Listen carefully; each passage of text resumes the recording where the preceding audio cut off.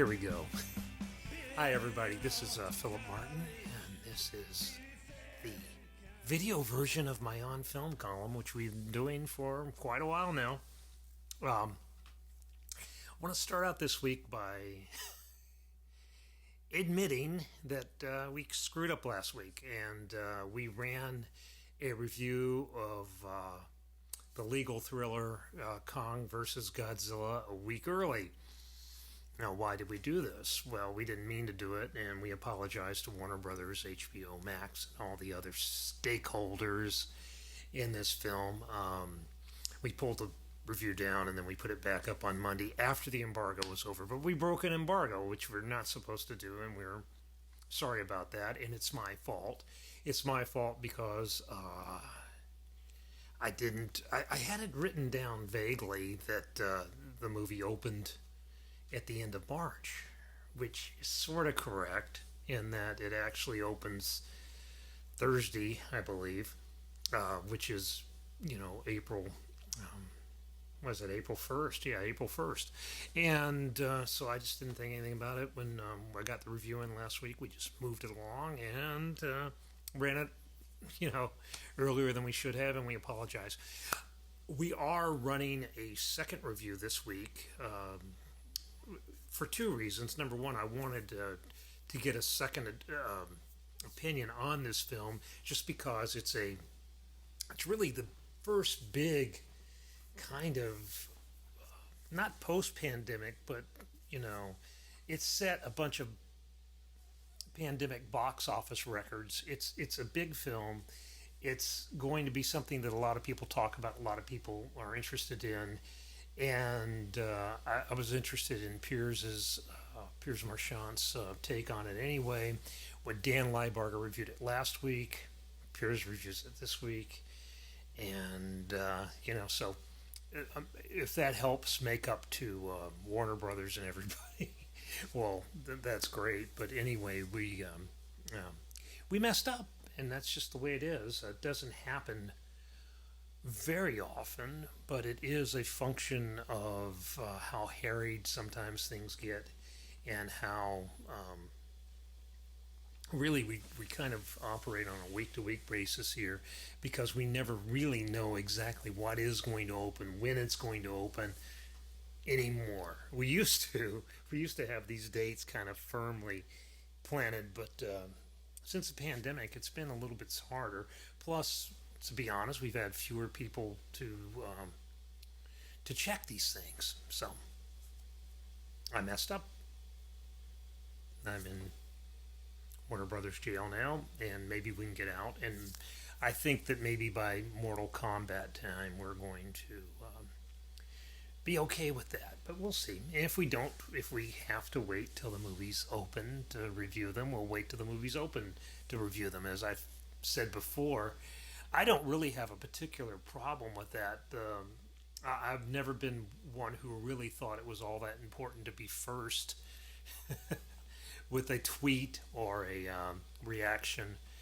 I always thought it was better to, kind of reflect on these things and think about them a little bit.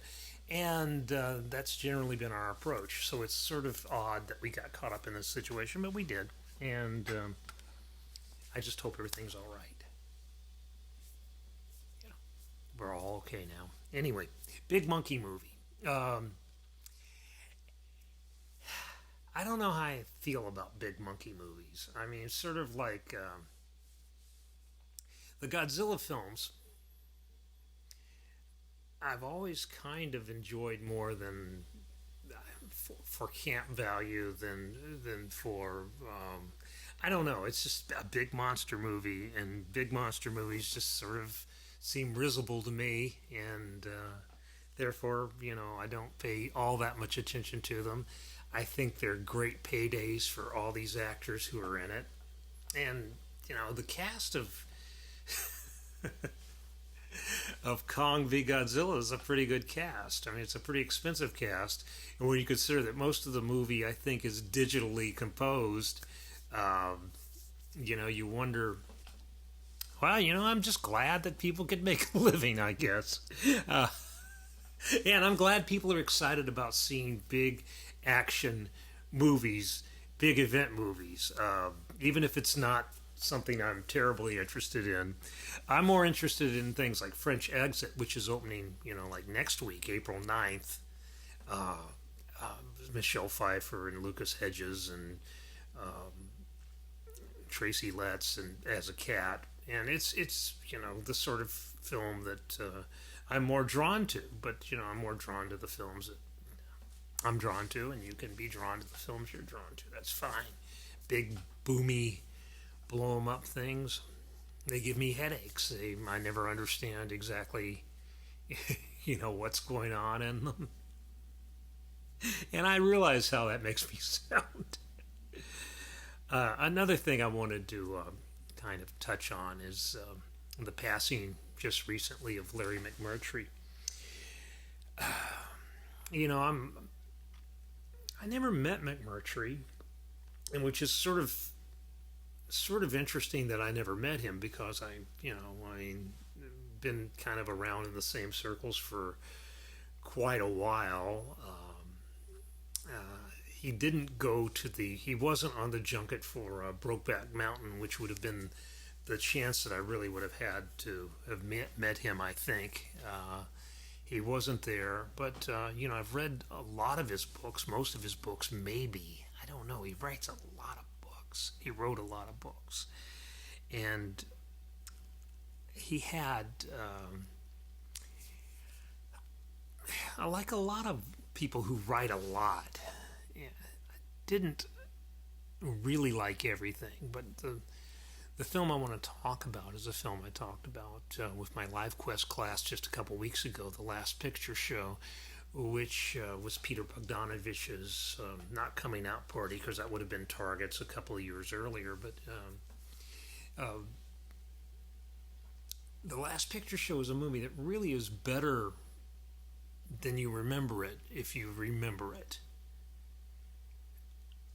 What I said in my piece about it on Sunday was that, I watched it when it came out when I was 14 or whatever, and I was caught up in this whole idea of how these young people, these people just out of high school, were living what seemed to me kind of exciting lives. They were, doing adult things. And then you look back on the film as somebody who's actually done adult things in their life, and you realize that it's really a very sad movie, a very bleak picture of a big part of America, which is this huge interior we have, where a lot of people live in small places, less than 5,000 people in them, and there's not much going on. Even now, and certainly in the early 50s when the movie is set, 1951, 20 years before it came out, it was a wasteland, and there wasn't much to do except gossip and do the things that perpetuate gossip in a small town. I'm not looking at it from this perspective. You can see all these actors who were in it. You can Timothy Bottoms, Joseph Bottoms, who played Billy the idiot kid, who's got cast over allegedly Dennis Quaid. Dennis Quaid was allegedly cast to play this kid, and that would have made sense because Randy Quaid, his older brother, was cast as Lester Marlowe in the film, the kind of rich kid, kind of slimy rich kid. Lester, all these characters had an ongoing life in McMurtry's books. I mean, going through, Texasville and Dwayne's Depressed, and there might be one after Dwayne's Depressed that I haven't read yet. But you followed the story of these characters through, well, into their 60s at least. I mean, JC, the Sybil Shepherd character, ends up getting eaten by a polar bear. Allegedly, she might have just wandered off in the Alaskan wilderness and been lost, but there's a suggestion that she was eaten by a polar bear. And, so they have these trajectories that end up. And I mean, sort of like there's a comic aspect to McMurtry's writing that is absent. Not totally, but it's muted in Bogdanovich's film. Bogdanovich's film is a very sad movie. The Last Picture Show, the novel, I haven't reread. I'd like to reread it and see if my reaction is the same as when the first time I read it. I read it after I saw the movie, so it was sort of like, I was just filling in some gaps about these characters, about Sonny Crawford, Timothy Bottoms, and Dwayne Moore, Jeff Bridges. And Dwayne really is a terrible person. At least in the Last Picture Show. He's selfish. He's arrogant. And you really needed to cast someone like Bridges, who I think was 21 at the time. Bottoms was 19. Sybil Shepherd was 20. I think she was 20. All these people were basically playing their own age. I don't know how old Randy Quaid was, and I don't know, but they're basically all in their early 20s, and they might have been a year. Well, they were actually high school seniors. They were actually still in high school at the beginning of the movie because they just finished their football season. So they're playing a little bit older. It's not quite the Dawson's Creek thing where you have 30-year-olds playing teenagers. And one of the reasons I had to do that was because, well, they had to cast, older actors was because of the nudity in the movie. And the nudity is really sort of, it seems like a very minor part of the film to me. And it did, even as a kid, didn't seem like a big deal. I mean, the big pool party where everybody's naked. But when I showed it to my Life Quest class a couple weeks ago, they were sort of taken aback by it and surprised at how explicit the film was. And again, it wasn't that way in our memory because most of these people had seen the film before. So, it's really interesting the way that time works on these things. And McMurtry went through a period, I think in the late 70s, maybe the late 70s, mid 80s, where he really couldn't stand his own writing. He couldn't read his own books. I mean, he got out of it. I mean, and Lonesome Dove is possibly an underrated book. I mean, it's sort of like, I remember reading that when it came out, or actually not when it first came out, because I read it in the paperback, which was about this thick. I remember reading that thing forever. Carrying it around with me and reading it, and it's one of those addictive stories. It's one that draws you along, and it's one that you had to make a miniseries of. You couldn't make a movie. I mean, you could probably do a season's worth of episodic TV based on the material that's in that book.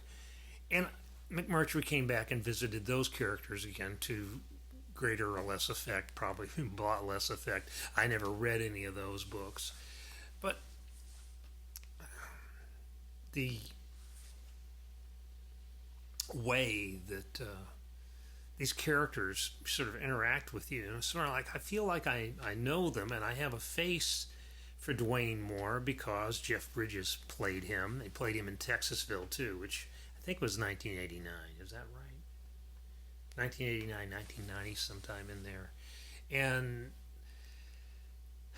I don't know. I mean, I was just sort of like the mystery of Larry McMurtry because he was one of those people who at least claimed to write really quickly.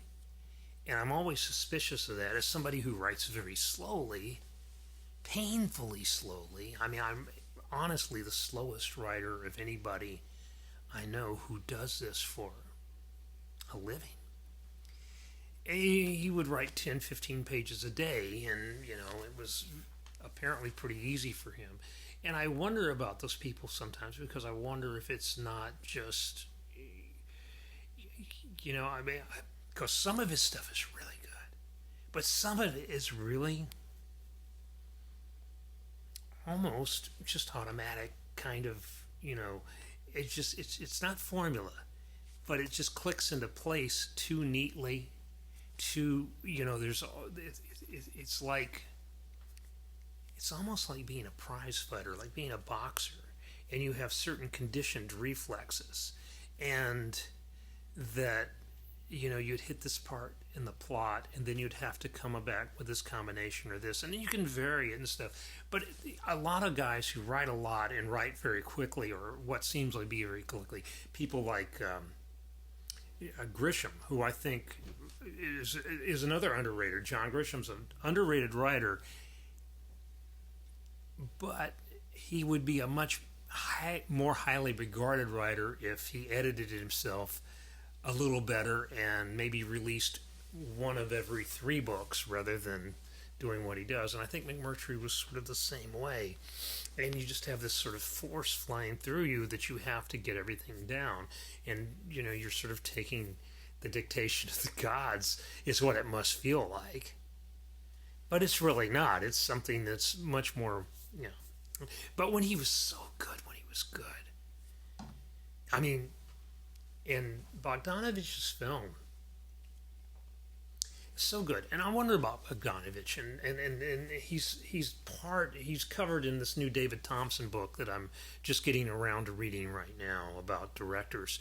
And it's like Bogdanovich made Targets, and then he made Last Picture Show, and then he made what did he make? Well, he made Paper Moon. I think that was, and he made What's Up, Doc.